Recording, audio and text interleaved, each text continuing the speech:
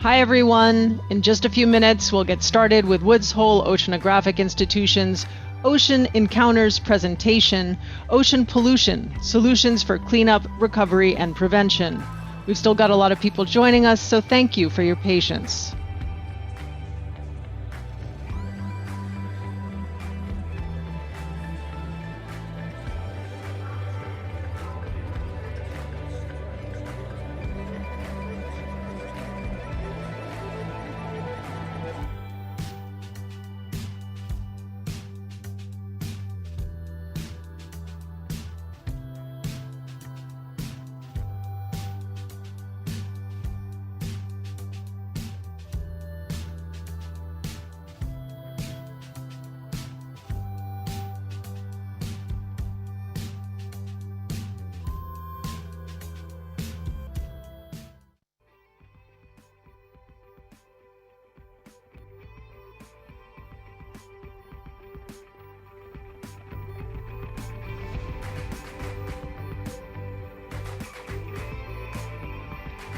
Hello, you've joined Ocean Pollution, Solutions for Cleanup, Recovery, and Prevention, a Woods Hole Oceanographic Institution Ocean Encounters presentation.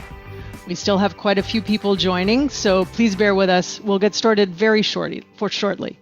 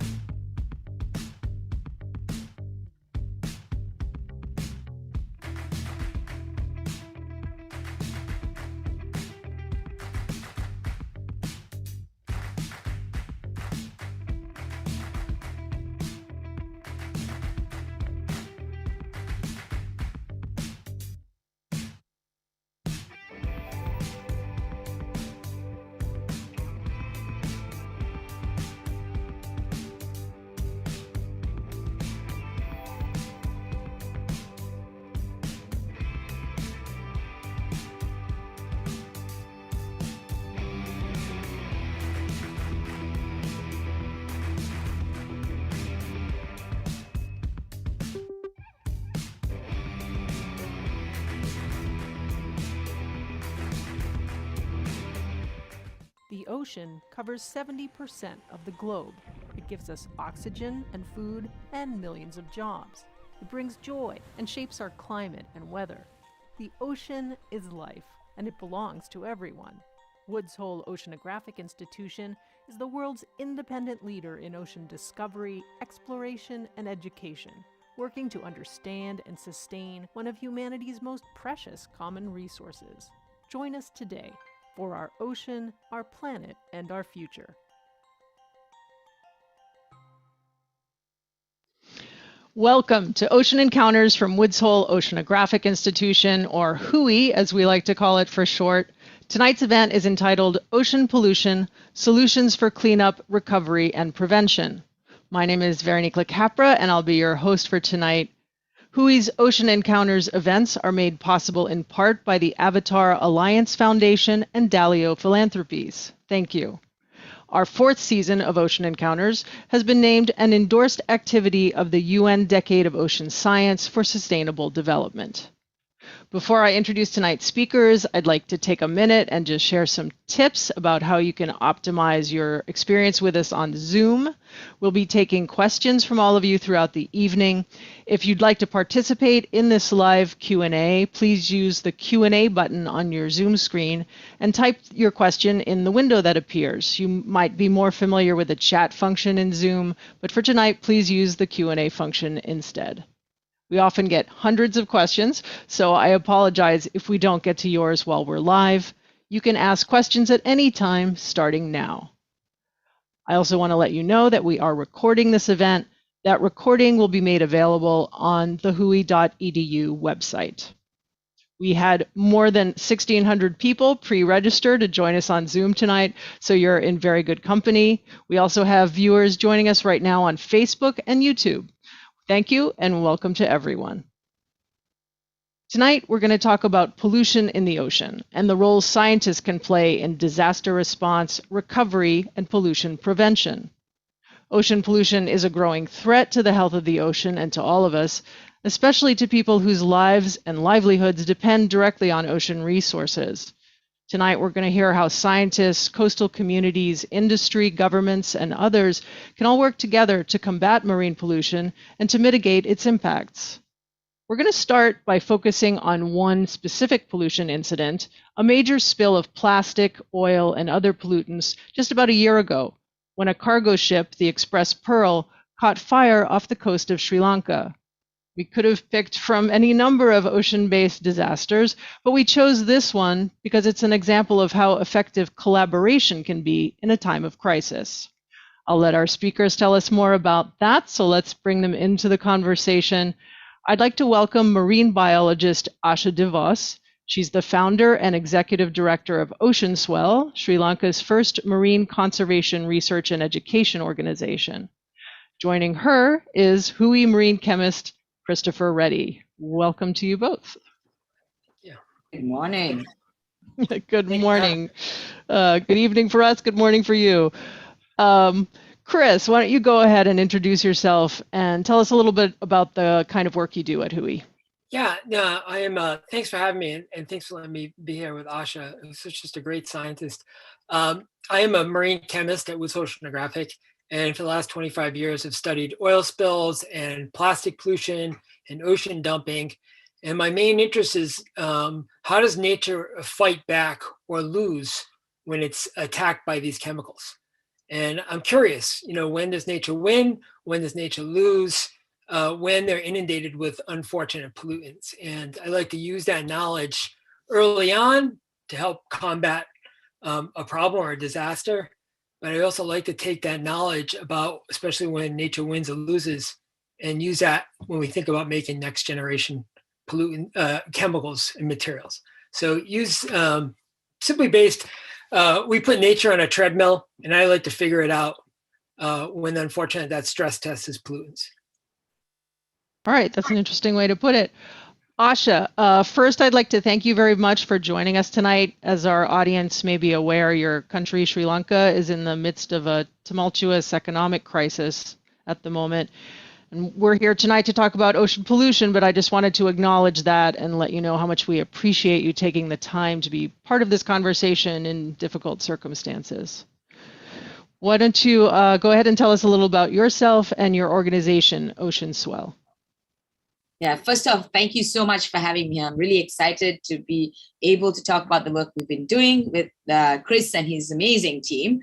Yes, and also for acknowledging the situation in the country. It's not ideal, but it is, I think there's a bright spot of people rising. And I think that's kind of keeping us all hopeful. And also reminding us that we have to do the work that we do for the country. So this is a really great example of that. We can't stop the work. It has to go on if there's anything that's going to support my nation as we move forward. So I'm really grateful that this partnership is so strong and that we can kind of keep moving forward. So I'm Asha DeVos. I'm the founder and executive director of Oceanswell. And here at Oceanswell, we do research that's focused on marine conservation research, but we also do a lot of outreach and education because we think it's really important to take the science and translate it so that as many people as possible can engage with it. And we really want to basically nurture that next generation of diverse ocean heroes. So we work with everything from, blue whales and sperm whales to illegal fisheries, to trying to understand socioeconomic issues that face fisher people. And I will admit, we've never really worked with plastics before. It's not really been in my domain, but this wasn't, marine disaster. It was an emergency that the country was facing. And I was lucky enough to have an amazing network of people that I could tap into and therefore start contributing to even try to solve that or answer questions around this big problem. And that's something we'll talk about a bit more today. Yeah, absolutely. Thank you, Asha. So let's get right into that tonight. So the Express Pearl disaster is what you were referring to. And so tell us a little bit about what happened in Sri Lanka in May of 2021.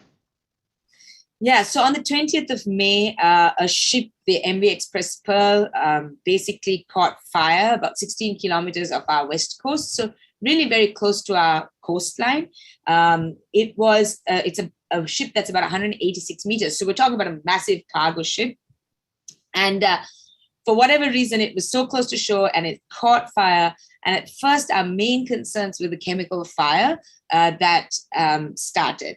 And, as soon as it happened, because it was in the ocean, obviously, I started getting messages from people across the country saying, what's happening? I started getting reporters asking me what's going to happen next. And it really pushed me into this space where it was a space that I wasn't necessarily familiar with. But again, as I said, because I had these amazing networks, I started being able to reach out. So by the 25th of May, we did our first sort of social media post about it, just describing that there was a chemical fire. But I still had very, very little information. And then things started to become a lot better for me as I started to be connected with various incredible people who have contributed generously with their information. Yeah, so actually, before I go to you, Chris, I'm curious, why were people calling you, Asha, since this, as you say, this was not your area of expertise, but why were you contacted? So Sri Lanka is a small but large island. And before I became a marine biologist, there was no real career prospect as far as people, thought. When I was 18, I was like, I'm going to be a marine biologist. People were like, yay, what are you going to do? And I'm like, as you can all see in this image, I mean, it's a beautiful tropical island surrounded by 8 times more ocean area than land area. But, our relationship with the ocean is not as strong as in other parts of the world. So being one of few means that if there's anything that happens in the ocean, people reach out, which I truly appreciate. I appreciate the trust that they have and the recognition that I may have some answers. More often than not, I don't personally have the answers, but I do know people who do. And I'm very lucky in that sense. Yeah, so Chris, how did you become one of those people? How did you get connected to Asha? Well, Asha and I have a shared friendship with Lahini Al-Wahari, who's a professor at Scripps Institution of Oceanography at the University of California. Lahini happens to be probably one of my closest friends. And she emailed me late, maybe 10 or 10:30 p.m. One night and asked me whether or not I could help out Asha. And Lahini's one of those friends to me that when she asks a favor, you immediately say, what can I do? And the first several questions simply were, these are the types of chemicals that they think are on the ship. What should we be worried about? What are the ones that we shouldn't be worried about? And kind of talking through, this diverse, really very, very complex mixture of chemicals on there. And what should we be giving for immediate information to Asha? Yeah, so what we're looking at now is a spreadsheet that shows what was in the various containers on that ship. There were 1,486 containers, and 81 of them were classified as what's known as dangerous goods containers. So that was obviously a big concern right at the start. And among the dangerous goods was 25 metric tons of nitric acid, and I think that was an immediate source of concern as well. Asha, going back to you, while you were working with Lahini and Chris, you were also really busy fielding questions on social media and doing media interviews with many international news outlets, the BBC, NPR, NBC. What kind of questions were you being asked? Yeah, I mean, I guess people, again, were not sure where to go with the questions. So I did about 45 interviews with every news outlet you can imagine across the globe over 2 days. You can only imagine how difficult it was to just time them because of the different time differences. I mean, right now it's 5 a.m. here in Sri Lanka. So sometimes you got to do what you got to do, right? But I was getting questions from not just from the news outlets, right, but from people, the public, because they were concerned. It was so close to the coastline. It's an area where there's fisheries. So people were like, can I eat the fish? What's going to happen to the animals? What's going to happen to our beaches? Questions that you and I might think are pretty fundamental, but they have far-reaching impacts, right? So if something were to happen on these coastlines, what does that mean? And that was really, really important to me. So one of the first things I did actually with Lahini and Chris, and I should point out, Lahini is Sri Lankan by heritage, so we have that common connection. And she's also, I'll mention, a former graduate student from WHOI. So yes, there's exactly. the double connection there. We're just all intertwined. We're all the same person. So she basically, one of the first questions, everyone was saying, well, there's a fire and it's a chemical fire. What does that mean? Is there going to be acid rain? And so I don't have the expertise, and I fully recognize where my limitations are. But again, having these amazing networks is so awesome, because I could immediately write to Chris and Lini, and I'd been introduced to Chris by this point. I could tell he was really enthusiastic and super keen to support. And he was like, yep, whatever you need, and there's a lot of value to that. So I basically said, here are some questions. Can you help to answer this? But I also reached out to other people like Dr. Heather Coldaway from the Zoological Society of London. I reached out to the whole a whole bunch of people from the IUCN Species Survival Commission who work on specific species groups, because there were specific questions about, turtles. What about turtles? What about dolphins? What about sharks? So I was able to amass a lot of information and start putting it out there, because at the end of the day, I think it's really important that people get access to the information, and also that it's scientifically accurate and it's not just hype and excitement and emotional information. We are all emotional at that time, but as a scientist, I need to remember to be objective, and all these people providing that powerful scientific information based on decades of expertise obviously helps to ground that information and ensure that what we're delivering is the best to the people of the country. And when did you realize that Nurdles were going to be a major focus of the disaster response? And for our audience, maybe just say, what is a Nurdle? Yeah, so important for us to all know. Nurdles are these pre-production virgin plastics. So they're basically these tiny little well, here we go. This is millions of them already in a tiny space. But there are these tiny little balls, basically, of plastic, about 2 to 5 millimeters. So very, very small. They're quite regular in shape. Here you'll see a few shapes for various reasons we'll talk about. But in general, they're regular shape. And they're what I melted down to basically produce all other plastics. So that's very important for all of us to remember. They are the foundation blocks of most all other plastics that we use. By the 26th of May, we were seeing these images of barrels and, basically the picture that you showed at the start, Veronique, with, the beach covered in these plastic nurdles.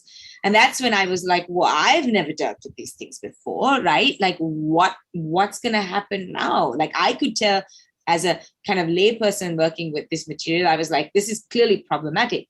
But what does that mean when I say it's problematic? Again, don't want to cause hype and fear for no reason, but true understanding of the gravity of the situation. And so that's when, Chris's knowledge really started to kick in, and his team just came on board en masse to help us to try to figure out what was going on. All right, before we hear more about that, I want to find out what our audience knows about Nurdles. We have a poll for you, if we can bring that up. And the question you're going to be answering, I should say, is approximately how many Nurdles does it take to make a plastic sandwich bag? So just a little bag like this, a plastic sandwich bag. How many Nurdles? Give people a chance to answer here.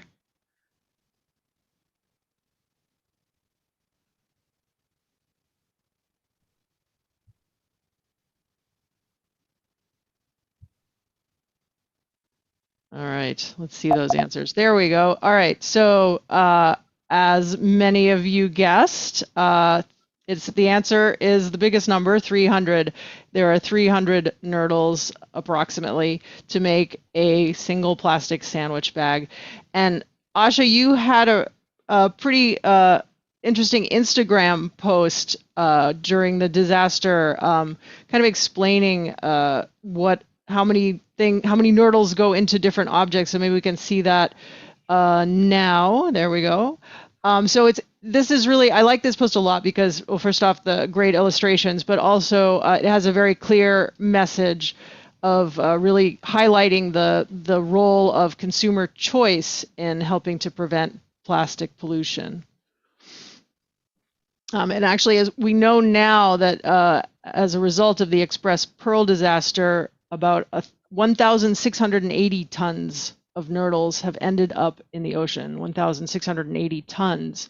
That's equivalent to about 70 to 75 billion of those individual little lentil-sized pellets.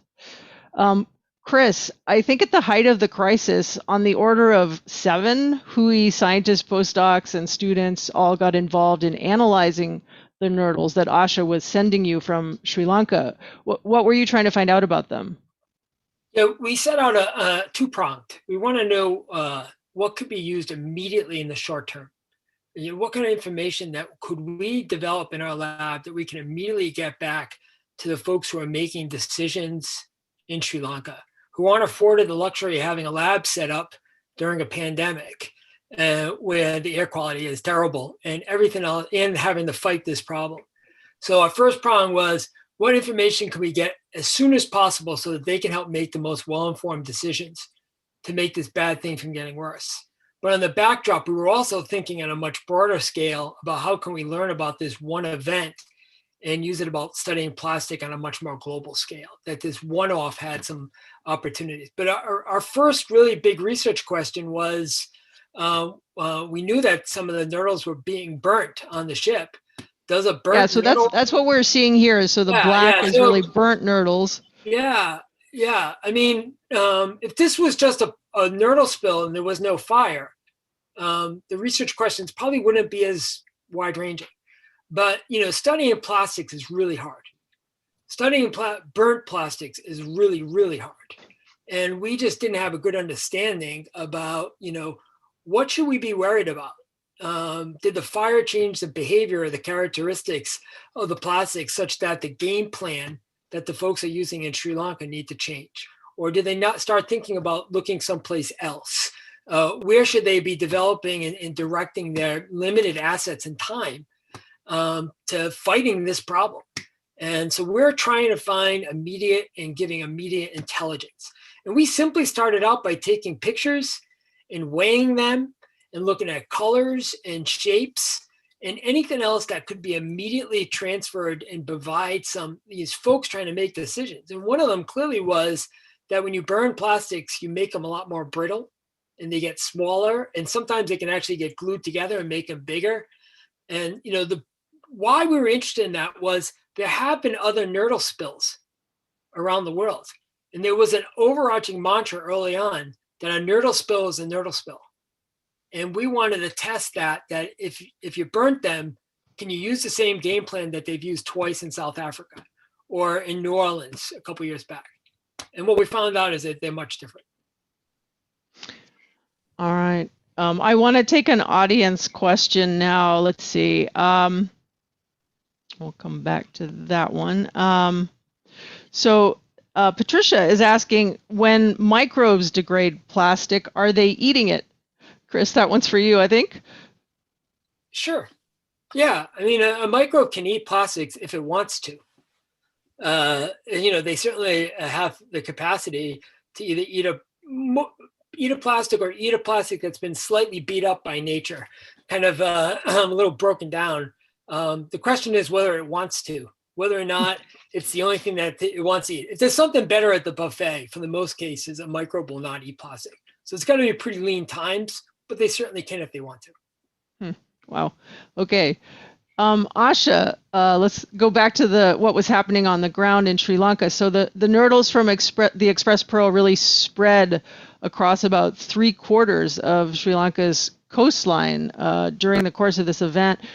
What was the reaction from people living and working on the coast, and did they know what the nurdles were? Okay, that's a great question. So first thing, what people need to understand is that we were in the middle of a very strict lockdown at the time because of COVID, right? So that's an added layer of complication because we couldn't even deploy people to go clean up the beaches as a result. And so that, and lockdowns in Sri Lanka, I should point out, are very much like you cannot leave your homes, you kind of stay indoors and don't move around. So that obviously compounded issue. So first and foremost, the fishing community was affected because they couldn't go out to sea, they couldn't go out fishing. And for multiple reasons. One is obviously because we didn't fully understand what was floating in the water, while most of the chemicals would have burnt in the initial fire, and whatever else was left would have dumped and sort of been a more localized effect as per Lihini's kind of understanding. Now, that we didn't know what else was there, right? So even these nurdles floating around, we couldn't really understand it. And then the other thing was that this ship, once it, it obviously caught fire, but there was a lot of parts that broke away and that sort of sank to the bottom of the ocean. So there was a hazard there. And so as a result, the Fisheries Ministry prioritized the safety of the fisherfolk and cordoned off a pretty large area to fishing for that reason as well. So that when the fishermen go out, they don't cast their nets, get caught, maybe the boats topple or whatever. So there was a lot of concerns around that, which, we never had to really think about before, but on the spot, we were thinking and trying to evolve what could be done. And so those are big concerns for the fishing community, but for the people at large, everybody, people didn't really know what these little white pellets were. One of the key things I tried to point out, again, going back to that previous post, the reason we did it was because I think it's important for people to understand the role that we play. These nurdles exist because of our demands, right? Because we use plastic in basically everything that we have, right? And so as a result, we're going to have these nurdles in the environment. Like what? So we have to understand how do we change our consumer culture, as you said. But being in lockdown meant that people were frustrated because they wanted to get out and help. And that's obviously, people want to stand up and be there for the country when in a time of need, in a time of crisis. And I could see that frustration. So I started thinking about how we can get them involved. And so we did two things. First of all, we asked people to send in photographs of the beaches prior to the spill, because I think it's important for us to document what did the beach look like before these nurdles spread around. And you won't believe it, must have got about 1,500 photographs in like less than 24 hours. Wow. You could tell how much people just wanted to be there. And then the other thing I did was I built what we call the Nurdle tracker. And you can find that on our website. Here you go. It's a Nurdle tracker. It's basically, we used a simple tool called Story Maps that's created by ArcGIS. And we basically allowed people, we crowdsourced information about where the nurdles were turning up and when. And this was real-time information because people were able to go to their local beach and have a look. And then they'd say, we found nurdles. And I said, go put it into the Nurdle tracker. So it allows people to immediately see their contribution because it pops up, as you can see a photograph, you can see the location is marked on the map. And then what happens is, we can acknowledge those people also for contributing to science. And I think we can't underestimate the power of people in all these circumstances to enhance our scientific databases. And that these citizen science made a massive contribution because as a result of this, we found out what the spread was like. We could figure out by when the nurdles had got to the East Coast and also, the extent of where the burnt nurdles had gone and the fact that, that was a limited range, which was really important for us to understand. So very, very powerful and really very important for us to remember that everybody has a role to play. It's up to us to create those spaces and be very welcoming and inviting in those spaces so they can feel part of the solution and not just part of the problem. Yeah, this is a really great website. I encourage people to take a look at that. If you just Google Nurdle tracker, it'll come up and you can find it after the show. So Chris, meanwhile, back at WHOI, you all were working on a fact sheet. Can you tell us a little bit about that? Yeah, we immediately recognized that the burnt nurdles were very different in their behavior, their personality, such to the point that we thought that it would challenge or need to update the responders. Who's out there? Are they getting the right things? Are they looking at the right places? What should they be worried about? Because they have limited time. And this is really kind of where the teamwork came in, was that we had a great story of information that we thought needed to be immediately available. But we're all a bunch of scientists. And, what we think is important and what we think is compelling is not necessarily the same thing that other folks are. And that's where I think the power of working with graphic artists and scientific writers came in. And Woods Oceanographic has fantastic folks like Catherine Spencer Joyce who made this. And she took all this scientific content and made it in a way that the responders who got this document could say, okay, we need to do a course correction, or we should consider doing something different, or we need to look here instead of there. And also it was so well packaged that it could be used by the media, by folks in Sri Lanka. And so it's a victory, I think, because it provided actionable, immediate information in a way that was easily digestible. And, it stands really strong still. It's a really great effort. If the overarching part of this story, this whole night, is working collectively with different skill sets and different folks. This is part of the story. Absolutely. So Asha, how was the fact sheet actually used in Sri Lanka? Yeah, so one of the key things, and I want to point out that this fact sheet, this first one came out on the 23rd of June, so less than a month after, the disaster and us just kind of flailing around like headless chickens trying to figure out what was going on. We had some science, right? And like that's the power of these collaborations and these teams, and we can go into that more. But I immediately, at that point, I was sitting on some government appointed committees. So I was able to send it to the authorities who were sort of overseeing what was going on the ground. I don't sit on those committees now, I should point out, because we're doing this research independently, but contributing all what we learn goes directly to the government first and foremost, and then we go into the publishing phase or the sharing phase. But yeah, so we were able to get it out. One of the key things is that, like, to us now, it seems obvious, right? There's burnt nurdles and unburnt nurdles. But at the time, no one was really thinking about it, because our first emergency kind of move was to take as much off the beach as possible. But the problem there is that then what can you do with these nurdles? Because it's this mixture of burnt and unburnt. How do we need to think about how we potentially, what happens to them in the afterlife, right? Like once they're collected, once they've gone through all the, insurance claims and stuff like that, if the unburnt nurdles are to be recycled in some way, we do have to understand, like, well, it's mixed, right? It has to be separated out. So that was one of the first things when I started saying, people, we need to think about the fact that it's not just nurdles, it's a spill of burnt and unburnt. And that's something that was really big. And also these unburnt nurdles, if you look at them, they just look like, pieces of seaweed or pieces of just pieces of wood, the burnt wood. Yeah, the burnt ones, yeah. Really tricky to spot. And of course, the unburnt nurdles, some of them just blend in with these beautiful seashells, right? So it isn't an easy job for the people on the ground. I will say at this point that the Navy was the ones out cleaning, because like I said, we couldn't get the general public out, and they worked tirelessly in a time that was, we had all these COVID measures. So they're, it's blistering hot, by the way, just so you know. And they were going and straining the ocean because there were wavefuls of just nurdles coming in. It was remarkable to watch. I mean, I remember the first time I went to this beach and I was just like blown away at just the volume of nurdles that were just coming in. But the other thing is, we translated this into the local languages. So it became something that could be used as a knowledge piece as well, not just for people in the recovery, but just for anyone who had an interest in what was going on.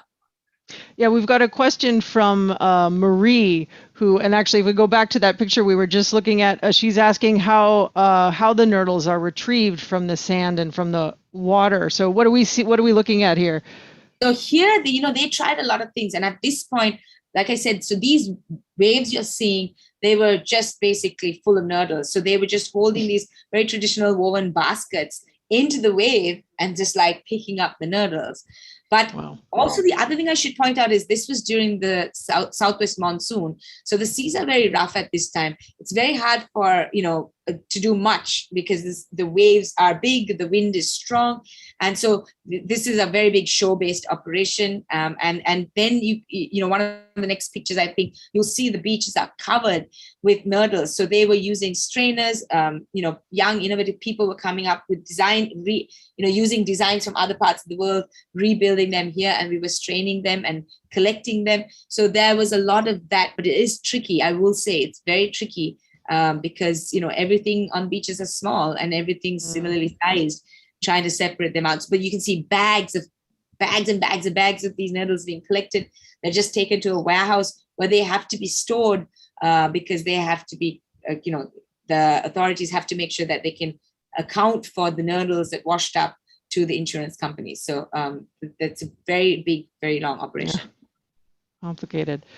We'll come back to the Express Pearl in just a bit, but Chris, I wanted to ask you, I know this is not your the first environmental disaster that you've been involved with. I'm thinking in particular of your work on the Deepwater Horizon oil spill in the Gulf of Mexico in 2010. Can you talk a little bit about what your role was there?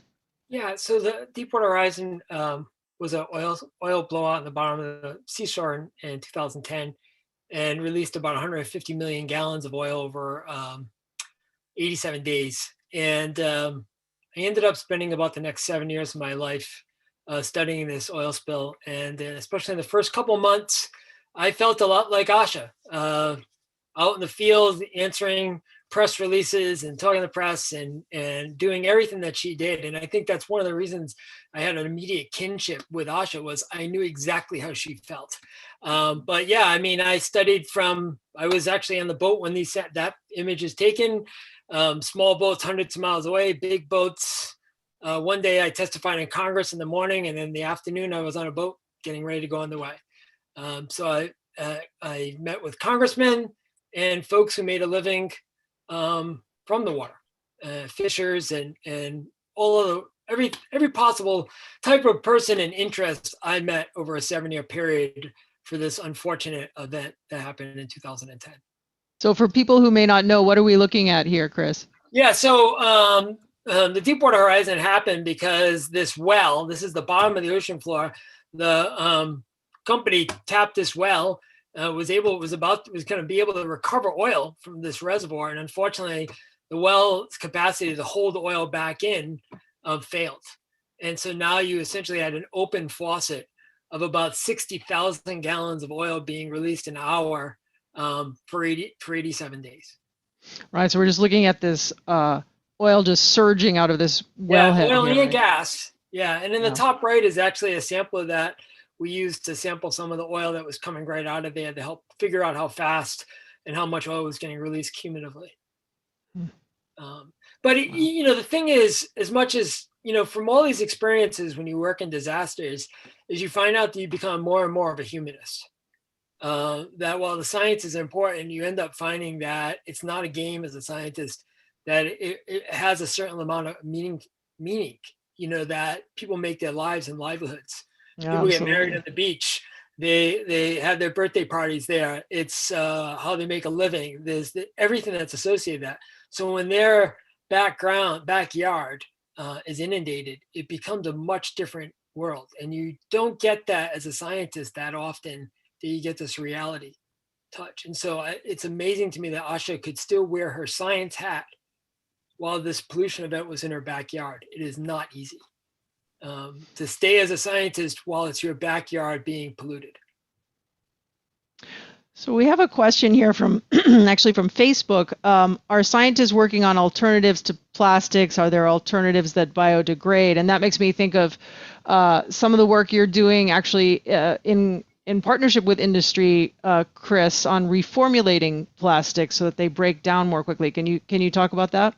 Yeah. And even in some respects, one of the reasons why I wanted to continue to work with Asha was to take advantage of those things.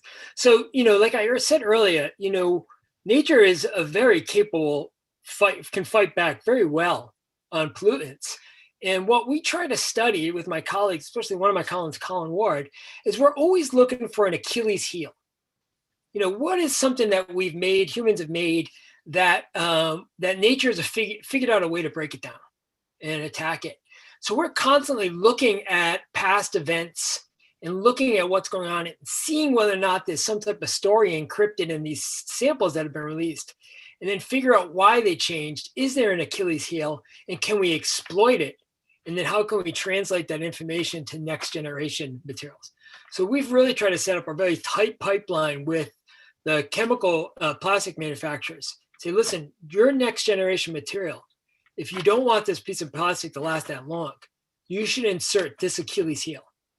And it'll make it last long enough to do its job, but not long enough to be a huge problem. I mean, we're not trying to skirt the issue of avoiding pollution, but we can be smarter and use these past events to an advantage. And in fact, certainly a knowledge we're learning from Sri Lanka as well will be put into the calculus about how we inform industry about next generation materials and also how we handle plastics in the future. Yeah, and this diagram is actually, I think, based on slightly different work of yours, but talk about what we're looking at here.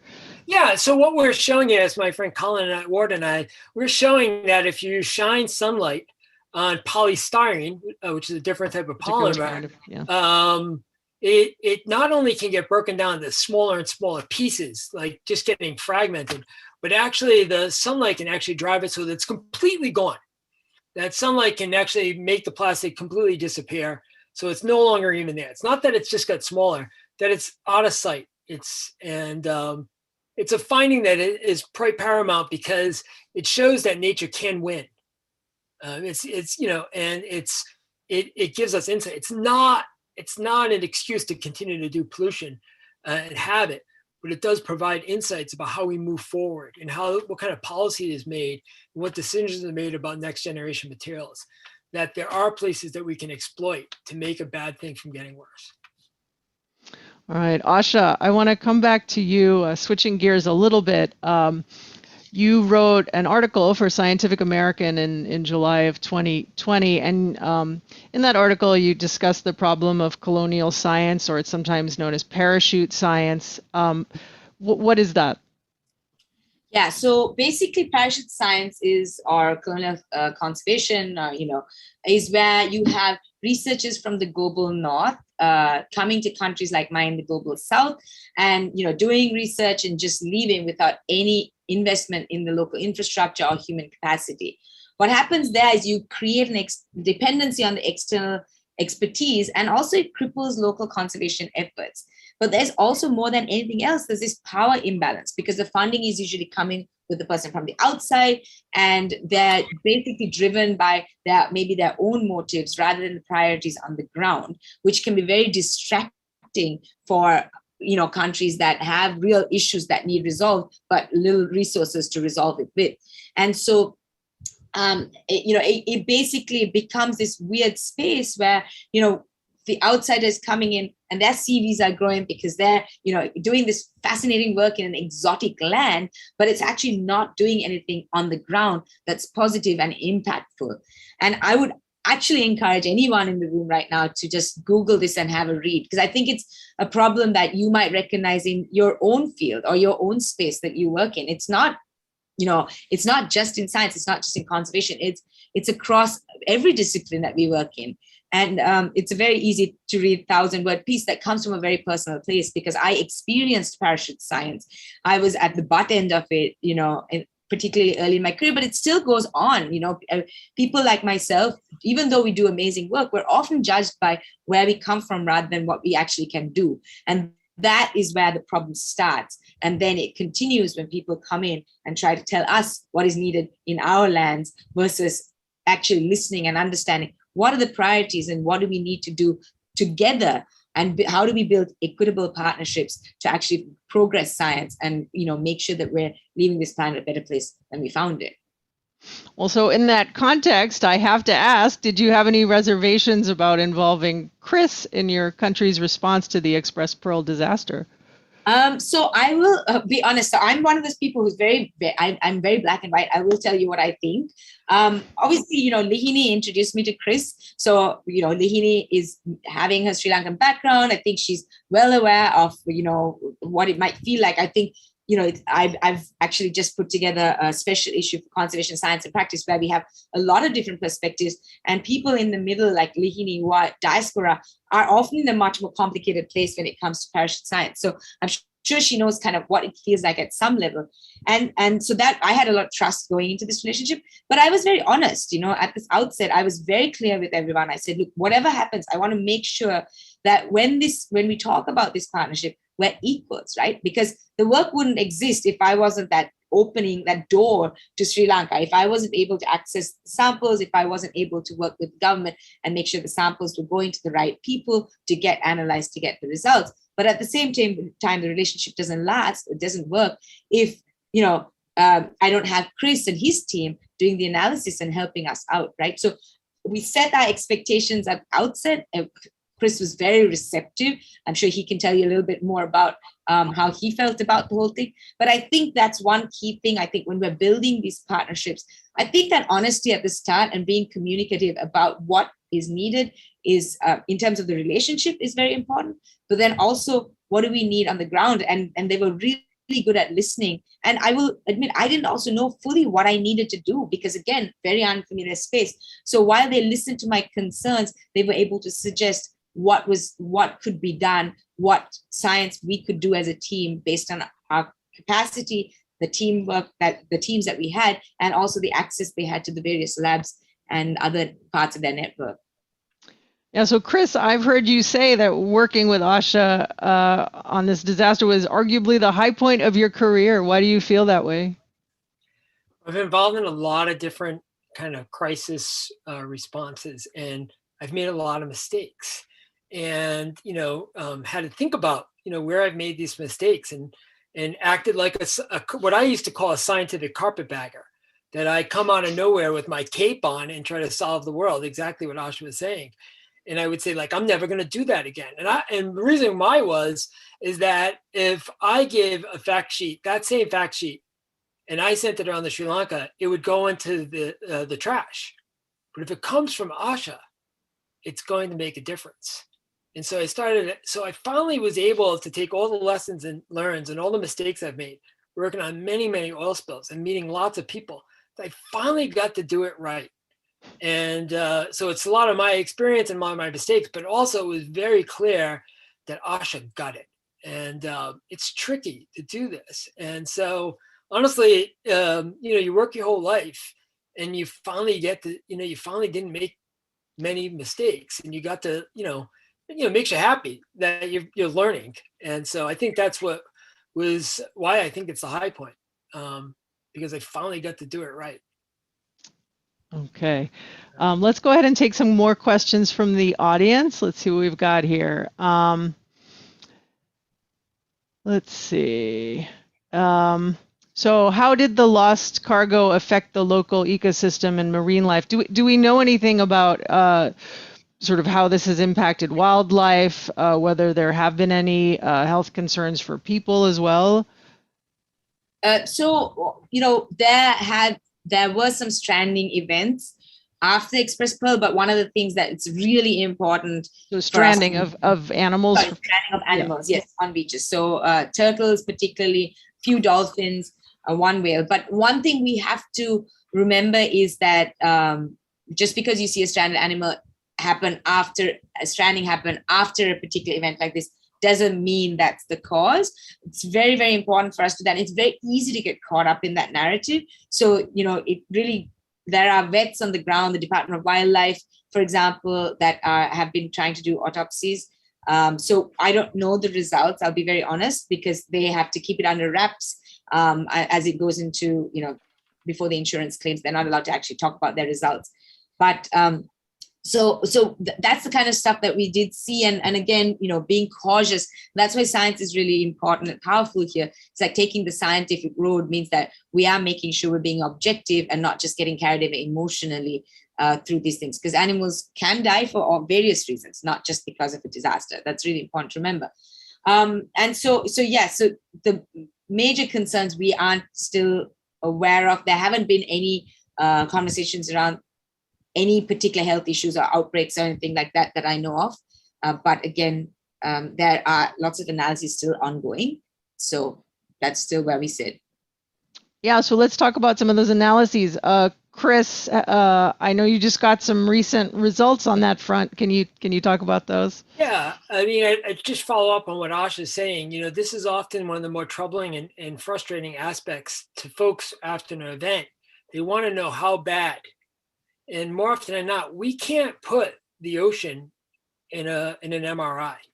We don't have that capacity to check the vital signs and do a ride where at a test like we were at a human at our our annual physical. And so we're dealing with a lot of uncertainty and incomplete stuff. It's just everything the opposite of like those TV shows CSI. We're doing everything we can, but it's never that fast. It's often not 100% confident, and it takes time. So it's against the narrative of everyday life on the internet where you want to answer in 3 seconds. Nevertheless, what we're seeing as we continue to study this project is that when plastic burns, at least in this case, and we believe on a more global scale, that it becomes much more potent, and that it takes on a whole series of toxic compounds that are well known to elicit a toxic outcome. The types of the compounds that are associated with cigarette smoke. Typically when you burn something, that soot or that tar, is pretty potent. And so it's really no different than for the plastic. And we're just starting to get that data through the pipeline and starting to, try to figure out what happened. And that's something that will immediately translate back to Sri Lanka and let Asha communicate that. So we'll put together a package, we'll let Asha communicate that and go from there.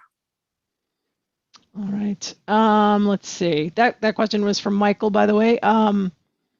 And let's see here.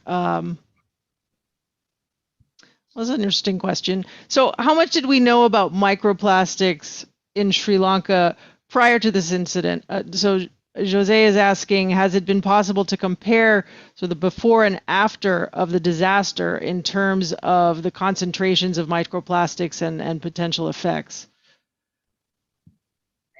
So, there's been a little bit of work on nurdles on beaches, like looking at, microplastics and, nurdles are kind of a little bit different in this situation. I think there's lots of pieces of plastic on the beach, but anything that can be identified as a nurdle, there was very, very, very, very few nurdles on our beaches before. So we can definitely do a comparison of a before and after. Then that's some of the work actually, like Chris can probably answer better, that the team's doing right now is like identifying what do our nurdles look like, right? We don't want to really own them, but unfortunately they're on our beaches, and just trying to identify, because there's lots of, like obviously with the currents, as these are small buoyant pieces of plastic that just float very freely in the ocean with the currents. And as our currents change during the monsoons and stuff, obviously we're expecting them. And I do have another team at the University of Western Australia, led by Professor Charita Pattiarachi, doing some particle tracking. So the tracking sort of like can these go based on the currents and water movement winds. And, we will expect them to kind of wash up on other beaches. So a lot of people are sending us photographs from other countries where we're trying to verify that. So far, we don't have confirmation that it is from this spill, but I think the work that Chris and the team are doing right now will help us to do a better job of identifying if they truly are from this spill, or perhaps were already on beaches. So you can tell where a nurdle is from its chemical composition. Is that what you're saying, Chris? I think maybe the other way to say it is, I think that the express pearl created a chemical reaction that is distinct and pretty close to singular, that we think that we can trace it that way. I see. I think the key thing to remember is that nurdles are one of the most prevalent pollutants in the world. It's ironic that it's not the final product, but it's the raw material that gets shipped around the world to different factories to make a soda bottle or a bag. And unfortunately, there's a leaky faucet to the point where there's nurdles everywhere on a global scale. And I think it's contrasting with Sri Lanka, where it wasn't a leaky faucet, it was a fire hydrant all in one place. And so the nurdles are everywhere. But they weren't this fast, so close to the land at a known time, a known arrival with fire. But I think going back to your first question, one of the biggest challenges folks have when there's a disaster like this is asking what the background was. Well, how bad was it beforehand? And in this case, two research papers published by Sri Lankan scientists had done an outstanding job 6 months before the spill, documenting what was the background. And so they're very well positioned to be able to disentangle what was there beforehand versus what was an outcome afterwards. And now we have an opportunity to now tell that story forward. Does this pollution event last forever on the beaches? Will we constantly always see some of these burnt nurdles? Or will it just be a blip? And that's an opportunity for us to interrogate how nature responds to uninvited guests. We now have, we've stressed Sri Lanka. Now we can see if we can learn about it and make it so that we can avoid problems in the future. Actually, that segues nicely into this question from Christina, who wants to know what's happening with the Express Pearl wreck now. Is it being salvaged? What's happening? Yeah, so it's due to be salvaged in September 2023. So quite a long way from the initial disaster. It is complicated. And as I said, we do have these monsoons, which make it a little more tricky. So even as soon as it happened, nothing could be done. Like, even going and monitoring around the ship was quite tricky because of the very high winds, big waves, big swell. So even the Navy had to go do some dives around there to kind of have a look at, like, if there was a concern of an oil spin in the early days, that's for sure. And so there was a lot of monitoring being happening in very bad conditions. So we there are delays because of that. And obviously there are delays because of all the legalities of the thing. So hopefully sooner rather than later, it will be moved out. All right. But that begs the big point. There is still a huge amount of chemicals in containers on that ship that's lost its integrity. So by no means is Sri Lanka out of the woods. This is a huge challenge. And so in some respects, continuing to do the science may help inform if things go sideways again. I mean, this is not non-trivial to deal with a broken ship with many, many containers with like an LO being in different behaviors and different reactivities and different toxicology profiles. It's tricky. Yeah, so just to not point a finger at Sri Lanka, because really this is a problem that has occurred in a lot of places. I know we have a map where we can see just the volume of marine traffic out there. There you go. So all those little dots are ships. And I think it's the red dot. I can't quite see the legend there, but I believe it's the red dots that are ships like the one that caught fire, cargo ships like the one that caught fire near Sri Lanka, so we can see just the quantity of traffic going on there. Oh, I'm being corrected here by my colleagues in the background. So the green are actually the cargo ships, the reds are tankers, but just a phenomenal volume of traffic out there on the ocean. Let me ask you another question that we're hearing is about sort of lessons learned. What were the biggest challenges you faced through the cleanup process, and how might you change your approach for future environmental disasters? So we can answer that from this particular disaster in Sri Lanka, but maybe also Chris, having worked on a number of disasters, if there are any lessons learned you can share there. And this was Grace's question. Yeah, no, it's a great question, Grace. I've had conversations with Asha, with many other folks in similar places from around the world, and giving them advice. You should think about this, you should think about that. I've never seen anybody respond and do it like Asha did. So one of the lessons learned is to use Asha's approach as a model. I mean, it's a great case study about citizen scientry, about international relationships, about how you can intimately have multiple groups with different backgrounds and interests making a bad thing from getting worse. So I think the bigger take home is actually that that citizen scientists and other folks can actually play a key role, a critical role.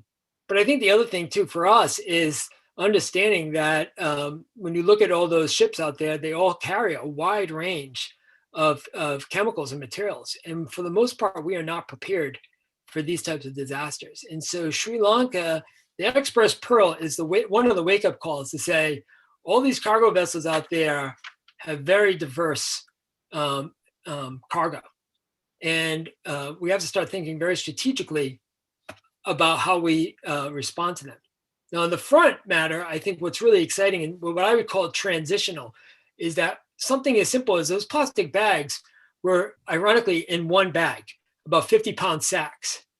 And, there's a running argument that if they double bagged them, it would be less likely. Something as simple as that. So so I mean, I think what's exciting is that some of the takeaways here are actionable and they don't cost a lot of money. And there's not going to be pushback from industry about recognizing that maybe if we just package them a little bit better, we're going to have less spillage, whether it's in a fire or whether or not we have this leaky faucet. So I think there's immediate, actionable, inexpensive ways that we can institute based on lessons learned from Sri Lanka. And I think that's really great.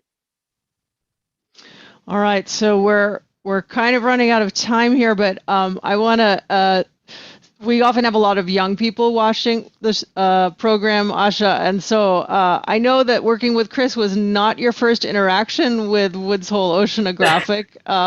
Can you tell us that story?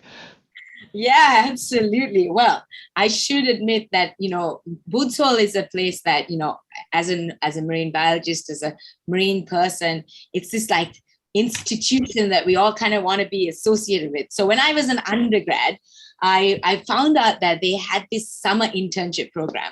And I remember sitting and applying. It was like the first time I was applying for something that wasn't a university application. I put a lot of heart and soul into it. I just kind of poured myself into this piece of paper. And this is back in the day when you kind of had to, it was early email days. So I can't remember whether I had to mail it or what, but anyway. And I remember just being so excited at the prospect of going to Woods Hole and sort of interacting with these incredible scientists that I'd read about on the website and I interacted with the work that they were doing.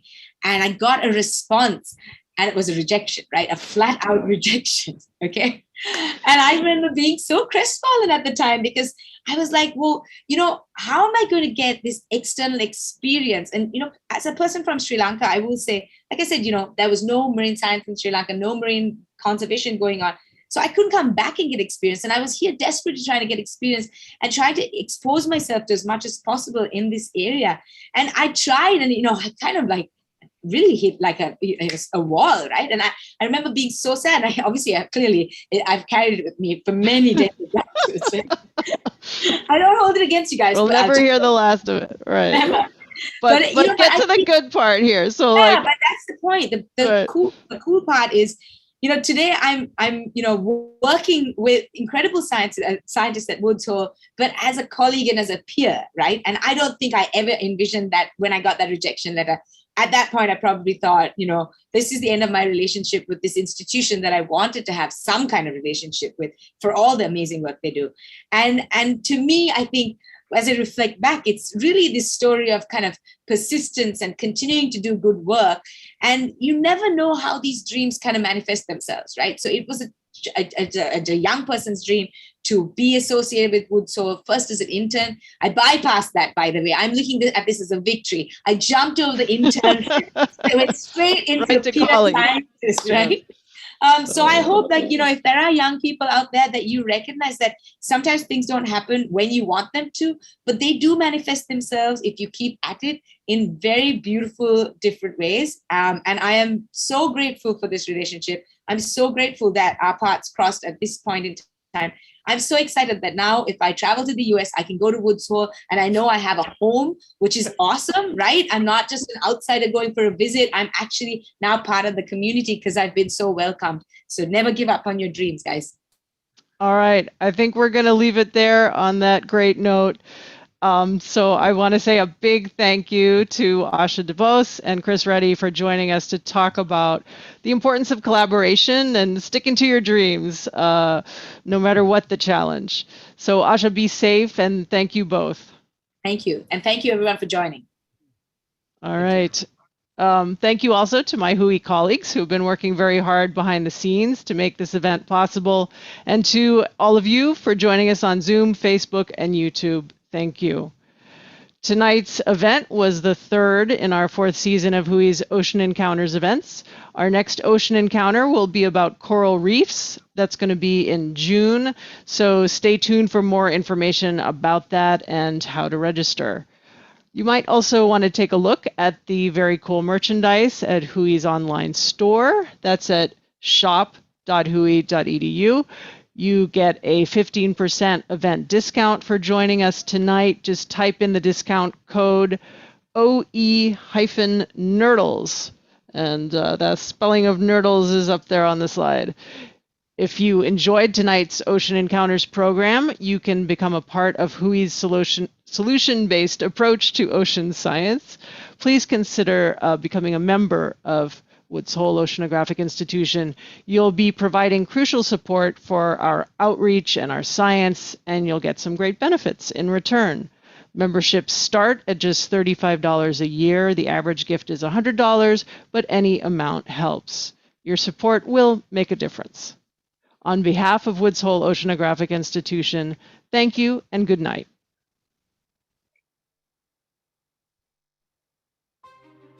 Out where the seas are the deepest and the mysteries the greatest lies our future. The ocean is our last unexplored, ungoverned frontier, the life support system for our planet, inextricably linked to our climate and weather and to the lives and livelihoods of countless people around the globe.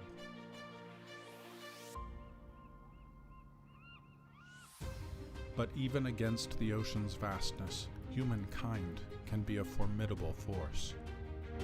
What happens next demands action that is rooted in scientific understanding and unvarnished truth, because our world stands at a fork in the road.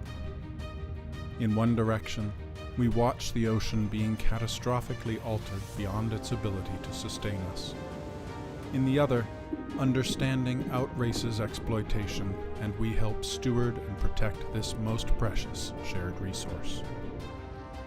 What will be the legacy of the 21st century? Here and now, the world's most impressive collection of minds passionately dedicated to ocean science, engineering, education, and policy has a role to play. With the expertise to know what works and a trusted voice to present the facts as we uncover them, we can shape the future. We can inform governments, businesses, and conservationists. We can be the catalyst for change and unleash new knowledge in service of society. It is more than our responsibility. It is the defining moment of our generation. We are Woods Hole Oceanographic Institution, and this is our time.